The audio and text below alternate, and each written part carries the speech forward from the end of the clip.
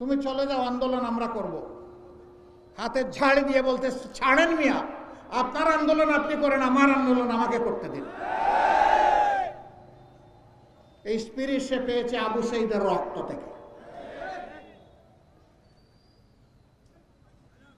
আমি আবারও বলি, হে আবু সাইদ, তোমার ঋণ এই জাতির পক্ষে পরিশোধ করা সম্ভব নয়। আমাদের যে ১,৫-২ হাজার সন্তানকে হত্যা করা হয়েছে, আমরা তাদের সকলের কাছে ঋণী। মহান রবের দরবারে দোয়া করি, আল্লাহ তাআলা তাদেরকে শহীদ হিসাবে কবুল করুন।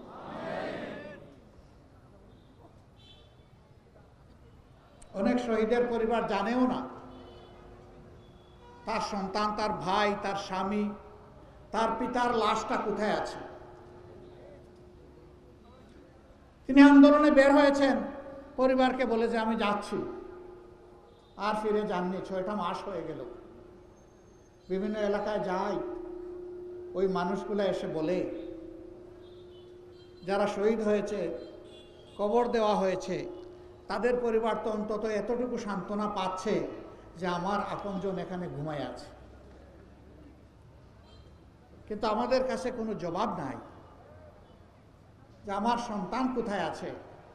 শিশুরা বলে আমার বাবা কোথায় আছে, যুবতী বোনটি বলে আমার স্বামীটি কোথায় আছে,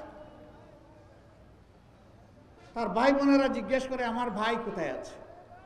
আমরা তার কোনো জবাব দিতে পারি না। কিভাবে দিব বলুন? ৪ তারিখে মানুষ খুন করে ঢাকার আশুলিয়ার রাস্তায় ট্রাকের উপরে লাশগুলাকে ছুঁড়ে মারা হলো। ট্রাকের উপরে লাশের স্তূপ হয়ে গেল, পেট্রোল ছিটিয়ে আগুন ধরে ছাই বানাই ফেলা হবে। তাদের লাশ কে কোথায় পাবে? একই দিনে রামপুরায় সারাদিন ইন্টারনেট বন্ধ করে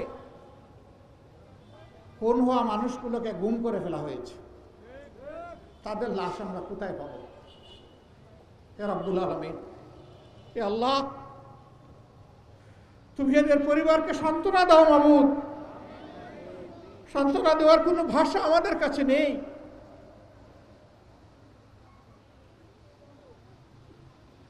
ঢাকার নারায়ণগঞ্জের সাইনবোর্ডে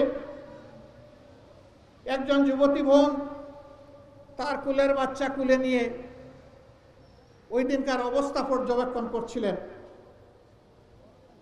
আকাশের হেলিকপ্টার থেকে ছোড়া গুলি এসে তার বুক এফুড় উফুড় করে দেয়।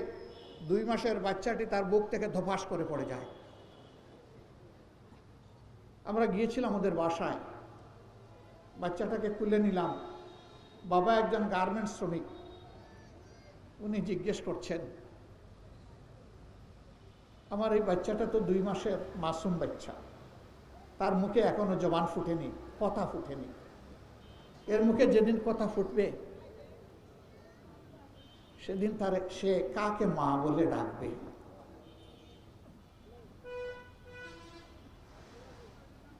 এখন আমার এই বাচ্চার মা কে হবে?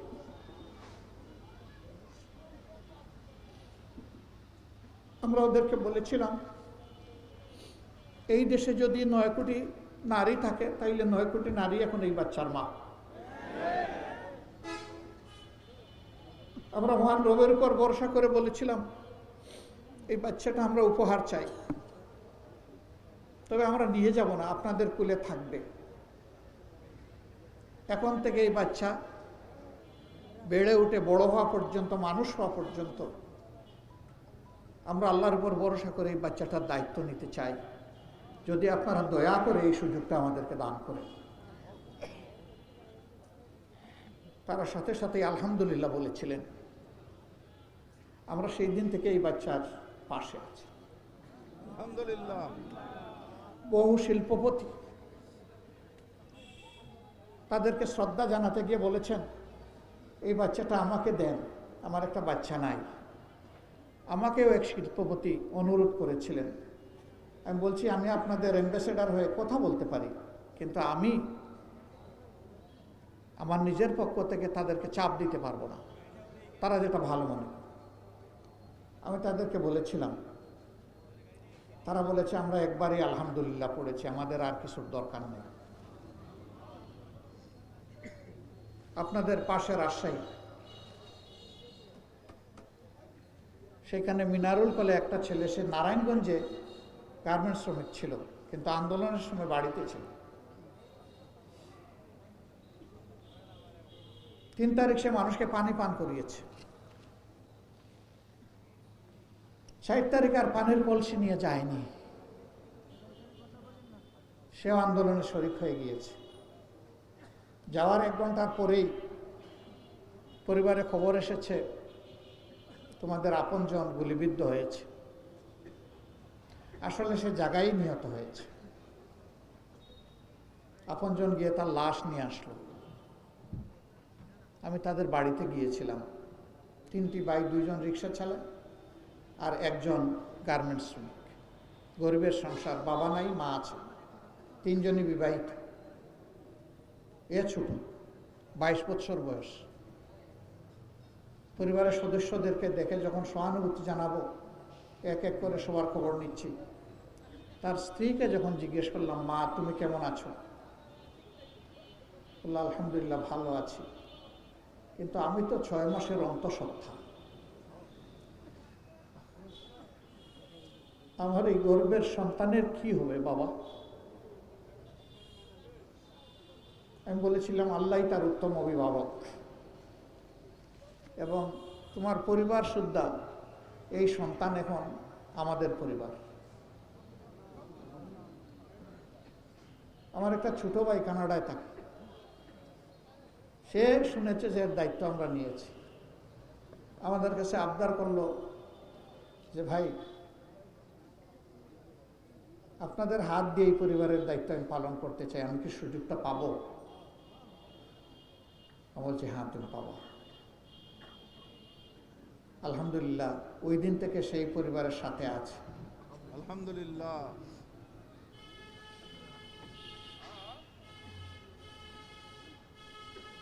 আমি এই কয়েকদিন আগে রাজশাহী এসেছিলাম। চিন্তা করলাম যে মেয়েটাকে আমার মেয়ে ডাকলাম, মা বললাম, আলহামদুলিল্লাহ তার কোলে সন্তানটা এখন দুনিয়ায় এসেছে। আমি যেহেতু মা ডেকেছি, কাজে আমার তো তাকে দেখতে যেতে হবে। সে এখন শ্বশুর বাড়ি থেকে গ্রামের বাড়ি, বাপের বাড়ি চলে গেছে। আমার সঙ্গীরা বলছিলেন যাতায়াতের সময়ে আমরা ম্যানেজ করতে পারবো কিনা। আমি বলছি মেহরবানি করে অন্য প্রোগ্রাম কার্টেল করেন, এই সুযোগটা আমাকে দেন। বাচ্চাকে খুলে নিয়ে কেঁদেছি, আবার চুমো দিয়েছি। আলহামদুলিল্লাহ। কারণ এই বাচ্চা তো এখন আর বাপ ডাকার কাউকে পাবে না। এরকম 1-2টা নয়, হাজার কেস বাংলাদেশের সর্বত্র এই ঘটনা ঘটেছে।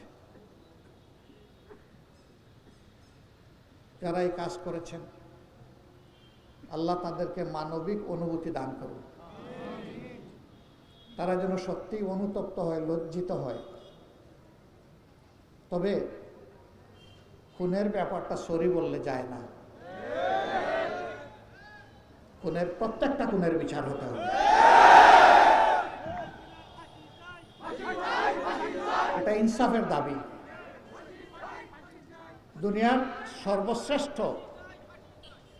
মানুষ ছিলেন মহামানব মুহাম্মদুর রাসূলুল্লাহ সাল্লাল্লাহু আলাইহি ওয়াসাল্লাম। আল্লাহ নিজে রব্বুল আলামিন, আর মুহাম্মদুর রাসূলুল্লাহ সাল্লাল্লাহু আলাইহি ওয়াসাল্লাম রাহমাতুল লিল আলামিন। মক্কা বিজয়ের সময় যে মক্কাবাসী তাকে এত কষ্ট দিয়েছিল, শেষ পর্যন্ত তাকে হত্যার সিদ্ধান্ত নিয়েছিল। তিনি হিজরত করে মদিনায় আশ্রয় নিয়েছিলেন। ফিরে এসে তিনি সবাইকে মাফ করে দিলেন। তবে 10 কিংবা 13 জনের নাম ধরে বললেন, এদেরকে যেখানে পাওয়া যাবে ওই জায়গায় এদেরকে খুন করতে হবে।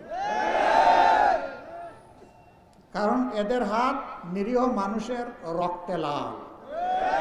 এরা মানুষ খুন করেছে, সুতরাং যে খুন হয়েছে তার ব্যাপার আমি মাফ করে দিতে পারবো না।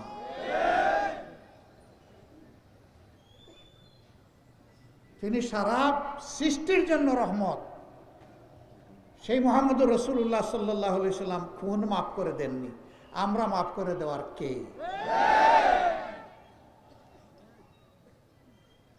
এটি হচ্ছে ইনসাফের দাবি। আর এই আবু সাইদরা রাস্তায় নেমে স্লোগান দিয়েছিল, উই ওয়ান্ট জাস্টিস। আমরা ন্যায় বিচার চাই, আমরা বৈষম্য চাই না। ন্যায় বিচারের দাবি হচ্ছে প্রত্যেকটি খুনের বিচার হতে হবে। ঘটনার পরে আমরা চেষ্টা করেছি, যেখানেই একটা শহীদের বাড়ির সন্ধান পেয়েছি সেখানে গিয়ে হাজির হওয়ার জন্য। আল্লাহ আমাদের যেটুকু সামর্থ্য দিয়েছেন আমরা ওই সামর্থ্য নিয়ে তাদের পাশে চলে গেছি, এমনকি ধার দেনা করে চলে গেছি। কারণ জাতিকে যারা কৃতজ্ঞ করেছেন, ঋণী করেছেন, তাদের ঋণ সামান্য অর্থকড়ি দিয়ে পরিশোধ হয় না। তাদের ঋণ পরিশোধ হয় কলিজা থেকে বের হওয়া প্রত্যেকটা চোখের পানির ফোঁটা দিয়ে। আমরা শহীদদের বাবাদের কপালে চুমু দিয়ে কেঁদেছি, তারাও কেঁদেছে আমাদেরকে বুকে জড়িয়ে। আর আমরা তাদেরকে কথা দিয়েছি, আপনাদের সন্তানেরা যে কারণে জীবন দিয়েছে আমরা সেই কারণের লক্ষ্য অর্জিত না হওয়া পর্যন্ত আমাদের লড়াই অব্যাহত থাকবে।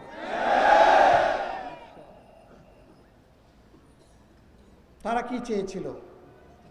তারা চেয়েছিল একটা পরিচ্ছন্ন সমাজ, যেখানে চুরি চামারি অপরাধ থাকবে না, চাঁদাবাজি, লুণ্ঠন, ধর্ষণ, খুন চলবে না, নতুন নতুন আয়নাগর আর তৈরি হবে না, বরঞ্চ এটা হবে মানবিক বাংলাদেশ, মানুষের বাংলাদেশ, সাম্যের বাংলাদেশ, বৈষম্যহীন বাংলাদেশ। এমন একটা বাংলাদেশ গড়ার জন্য আমরা কমিটেড। আমাদের 34,000 ভাই বোন এবং সন্তান তারা পঙ্গু হয়ে গিয়েছেন। আমাদের হিসাব অনুযায়ী 502 জন তারা 2 নয়ন গুলিবিদ্ধ হয়ে অন্ধ হয়ে গেছেন। আর দুনিয়ার সৌন্দর্য আর তারা দেখবে না। 700-র অধিক মানুষ এক চোখে গুলিবিদ্ধ হয়ে এক চোখ নষ্ট, আরেক চোখ রিস্কে পড়ে গেছে। 250-র মতো মানুষ যাদের মেরুদণ্ডে গুলি লেগেছে তারা এখন অবশ হয়ে নিজের ঘরে, না হয় হাসপাতালের বেডে। কারো 2 পা অবশ, কারো 4 অঙ্গ অবশ। এরা এখন উঠে বসতে পারেন না। খাওয়া, পেশাব, পায়খানা, গোসল সব কিছু, নামাজ, এভরিথিং এখন তাদের বিছনায়। আজীবনের জন্যে তারা অসহায় হয়ে গেল। অথচ তাদেরও তো আমাদের মতো প্রাণচঞ্চল জীবন ছিল। তারা তো আল্লাহ ছাড়া কারোর উপর নির্ভরশীল ছিল না। আজকে তারা মানুষের উপর নির্ভরশীল হয়ে গেল। হাসপাতালে দেখতে গেলাম 8 তারিখ ঢাকা মেডিকেল কলেজে। 1 পা নাই, 1 হাত নাই, চোখ নাই, পায়ে এলিজারব লাগানো। বিছনার পাশে বসে জিজ্ঞেস করলাম, কেমন আছো তুমি? বলে যে আলহামদুলিল্লাহ ভালো আছি। সাবলীল গলায় বলে আলহামদুলিল্লাহ ভালো আছি। আমি অবাক, বলে তোমার পা নাই, হাত নাই, চোখ নাই, মুখ বিকৃত হয়ে গেছে গুলি পড়ে, তুমি ভালো আছো বলতেছো? অবশ্যই ভালো আছি। বললাম কিসের বলে তুমি এই শক্তি পাও? যে জন্য রাস্তায় নেমেছিল আমাদের লক্ষ্য অর্জিত হয়েছে। কি জন্য রাস্তায় নেমেছিলে? যে দেশ স্বাধীন করার জন্য রাস্তায় নেমেছিলাম। কেন এটা স্বাধীন ছিল না? জিজ্ঞেস করে, স্বাধীন দেশ হলে আয়নাগর হয় কিভাবে? দেশ যদি স্বাধীন হবে তাহলে সারা বাংলাদেশে ছোপ ছোপ রক্ত আর খাড়ি খাড়ি লাশ কেন আমাদেরকে দেখতে হবে? আলিম উলামা, শিক্ষিত ভদ্র মানুষ, সমাজের জন্য যারা সর্বত্র কল্যাণকর কাজ করে তাদের দিয়ে জেল ভরে কেন? বললাম ভাই রে, জাতির জন্য যদি আরেকবার এইরকম প্রয়োজন হয়, তুমি তো তোমার সম্পদ বিলিয়ে দিছো, আর তো পারবা না। একজন গর্জন করে বলল, কেন পারবো না? আল্লাহ আমার একটা হাত নিয়েছেন, একটা হাত বাকি আছে, 2টা পা বাকি আছে। আবার প্রয়োজন নিলে তাই নিয়েই রাস্তায় নামবো। ঢাকায় এক মা 10 মাসের সন্তান কুলে নিয়ে তিনি রাস্তায় এসেছেন। মুহুর্মুহু গুলি, সারা রাস্তা রক্তে ভেসে যাচ্ছে, লাশের পর লাশ, আহত এক লোকের পর আরেক লোক টানা হচ্ছে। সবাই মিলে বলল, মা এই কি কাজ করলেন আপনি? বলে, কি কাজ করলাম? ওই যে বুকের শিশু কোলে নিয়ে আপনি এখানে চলে এসেছেন। কই, আসছি তো, বুঝে শুনে আসছি। ওই যে অবুজ শিশুকে এইভাবে নিয়ে আসতে হয় এগুলির মুখে। ওই আপনারা শুনেন, শিশু আমার একটা নয়, বাংলাদেশে আজকে যতগুলা শিশু রাস্তায় নেমেছে সবগুলো আমার শিশু। আমি ওই শিশুদের সাথে সংহতি প্রকাশ করতে এসেছি। ওই গুলি এসে যদি আপনাকে শেষ করে দেয়, ওই যে সন্তান কুলে নিয়ে আমিও শহীদ হয়ে যাব।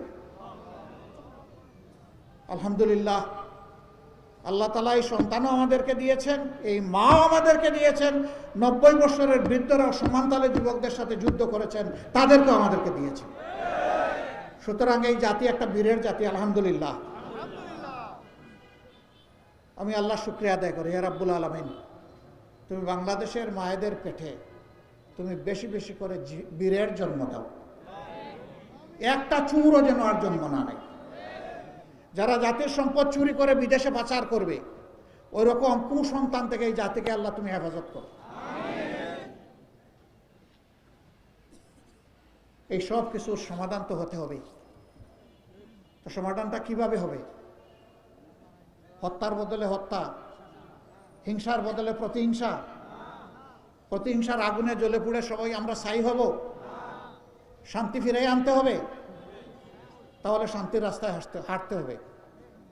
যারা মুসলমান আছেন সকলের অন্তরে থাকে, আহা, একটা বার যদি আল্লাহর গড় আর নবীর রওজাটা জিয়ারত করতে পারতাম, থাকে না? আল্লাহ কবুল করুন। আপনি যাবেন মক্কায়, রাস্তা ধরেছেন মস্কর, আপনি কি মক্কায় যেতে পারবেন? আপনাকে মক্কায় যেতে হলে মক্কার রাস্তা ধরতে হবে। তাহলে ইনশাল্লাহ আল্লাহ চাইলে আপনাকে মক্কায় পৌঁছাবেন। শান্তির রাস্তা একটাই, সেটা হচ্ছে আল্লাহ তাআলা সমস্ত সৃষ্টির মালিক। সেই আল্লাহর পক্ষ থেকে যে বিধান এসেছে, এইটাই শান্তির বিধান। এর বাইরে কোনো শান্তি নাই রে ভাই। আমাদের চোখের সামনেই তো দেখা, সামান্য বয়স আল্লাহ মেহেরবানি করে দান করেছেন, দেখে দেখেই তো আসছি। সবগুলাই তো সামনে আমাদের ভাসমান, পরিষ্কার, সারফেসে ভিজিবল, সব আমরা দেখছি। এখন আমাদেরকে আল্লাহর দিকেই ফিরতে হবে সবাইকে, আল্লাহর কোরআনের দিকে ফিরতে হবে। আল্লাহর কোরআন কি মানুষের ক্ষতি করতে আসছে? মানুষকে মুক্তি দিতে আসছে, সম্মান দিতে আসছে, মর্যাদা দিতে আসছে। সেই কোরআনের পথে যে জাতি হাঁটবে তারা ভাগ্যবান হবে। এই পথ ছেড়ে যে জাতি হাঁটবে তারা সৌভাগ্যের অধিকারী হতে পারবে না। তাদের অবস্থা হবে, কড়াইয়ের উপরে জীবন্ত মাছ ছেড়ে দেওয়া হয়েছে ভাজার জন্যে, এই নিরীহ মাছটি জীবন বাঁচানোর জন্য লাফ দিয়েছে, লাফ দিয়ে চুলায় পড়ে গেছে। আমাদের সমাজের অবস্থাও তাই। বাঁচতে হলে লাফ দিয়ে মাটিতে পড়তে হবে আপনাকে, অথবা পানিতে পড়তে হবে আপনাকে। সেই আশ্রয় হচ্ছে আল্লাহর বিধান। বাংলাদেশ জামাতে সেই বিধানের জন্যই কাজ করছে। আল্লাহর কসম, আল্লাহ আমাদের অন্তরের খবর জানেন। ব্যক্তিগতভাবে আমরা কেউ কোনো নেতা হওয়ার জন্য এই কাজ করি না। আমরা করি দেশের মানুষকে একটু সেবা যদি করতে পারি, এইটাই মনে করি যে আল্লাহর পক্ষ থেকে আমাদের জন্য অনেক বড় নিয়ামত। এই পরিবর্তনের পরে আমরা দেশবাসীকে অনুরোধ জানিয়েছিলাম, মেহেরবানি করে শান্ত থাকুন, ধৈর্য ধরুন, শৃঙ্খলা ফিরিয়ে আনতে সহায়তা করুন। আলহামদুলিল্লাহ, বাংলাদেশের মানুষ যে দায়িত্বশীলতার পরিচয় দিয়েছে। দগদগে ঘা, ক্ষত, শহীদের লাশ, চতুর্দিকে রক্ত তখনও তাজা ভাসছে, হাসপাতালের মর্গগুলো লাশের স্তূপ। সেই অবস্থায় দেখা গেল না, কোথাও কারো জীবনের উপরে কাউ হাত দিচ্ছে না, ইজ্জতের উপরে হাত দিচ্ছে না, সম্পদের উপরে হাত দিচ্ছে না। বাংলাদেশের মানুষ দায়িত্বশীলতার পরিচয় দিয়েছে। যারা বিদায় নিয়েছেন তারা বলেছিলেন, এই দল যদি ক্ষমতা থেকে চলে যায় তাইলে 2 দিনে 5 লক্ষ মানুষকে খুন করা হবে। বাংলাদেশের 5 লক্ষ মানুষ খুন হয়েছে? 5 তারিখ, 6 তারিখ, 7 তারিখ হয় নাই। কেন হয় নাই? তারা খুনি হতে পারেন, কিন্তু এই জাতি খুনি নয়। এই জাতির জ্ঞান আছে, এই জাতির মানুষ তার দেশকে, তার মাটিকে, তার মানুষকে ভালোবাসে, সম্মান করে। তারা তো চেয়েছিলেন লক্ষ লক্ষ মানুষ খুন করে হলেও তারা তাদের গদিটা টিকিয়ে রাখবেন। আল্লাহ তাআলার ভাষা বলে আমি বিদায় নিচ্ছি। কুলিল্লাহুম্মা মালিকাল মুলকি তুতিল মুলকা মান তাশা ওয়া তানজিউল মুলকা মিম্মান তাশা ওয়া তুইজ্জু মান তাশা ওয়া তুযিল্লু মান তাশা বিয়াদিকাল খায়র ইন্নাকা আলা কুল্লি শাইইন কাদির। আল্লাহ তাআলা বলছেন ক্ষমতা দেওয়ারও মালিক আল্লাহ, আর জালিম হলে কেড়ে নেওয়ার মালিকও আল্লাহ। সম্মান দেওয়ারও মালিক আল্লাহ, সম্মান কেড়ে নেওয়ার মালিকও আল্লাহ। রাজনীতি যারা করেন তাদের কাছে আমার বিনীত অনুরোধ, ভাই, বন্ধু, সন্তান, দুস্থ, মেহেরবানি করে শহীদের রক্তের প্রতি সম্মান দেখান। ত্যাগী, আমাদের আহত, আমাদের পঙ্গু ভাই বোনদের প্রতি সম্মান দেখান। সমাজ বিরোধী কোনো কাজ করবেন না মেহেরবানি করে। চাঁদাবাজি মেহেরবানি করে করবেন না। দখল বাণিজ্য করবেন না। মানুষের উপর জুলুম করবেন না। মামলা বাণিজ্য করবেন না। ঘুষখুরি করবেন না। মেহেরবানি করে ছেড়ে দেন। আল্লাহ আপনাদের ইজ্জত বাড়ায় দেবেন। আল্লাহ আপনাদের রিজেকেও বরকত দিবেন। আল্লাহ আপনাদের হায়াতেও বরকত দিবেন। আর যদি এগুলো অব্যাহত রাখেন তাহলে জেনে রাখুন আমরা শহীদদের রক্ত ছুঁয়ে শপথ নিয়েছি, এই জঞ্জালগুলা সমাজ থেকে নিশ্চিহ্ন না হওয়া পর্যন্ত আমাদের লড়াই অব্যাহত থাকবে। আমাদের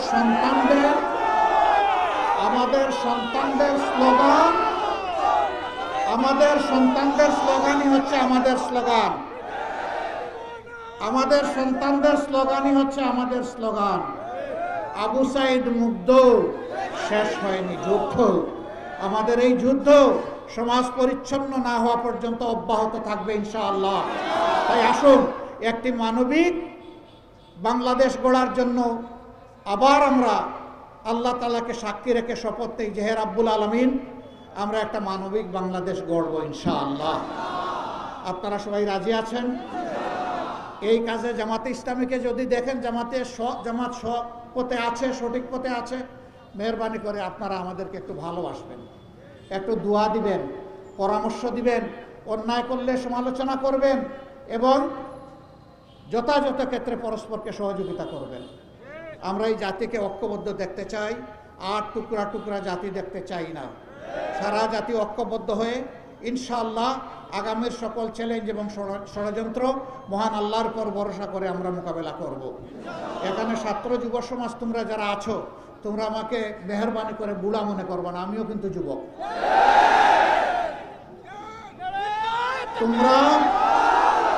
তোমরা ইনকলাবে, সংগ্রামে, যুদ্ধে, অনাচারের বিরুদ্ধে প্রতিবাদে যেখানে যাবা সেখানে তোমাদের সাথে আমি থাকবো ইনশাআল্লাহ। ইনকলাব জিন্দাবাদ, বাংলাদেশ জিন্দাবাদ, বাংলাদেশ জামাত ইসলামী জিন্দাবাদ।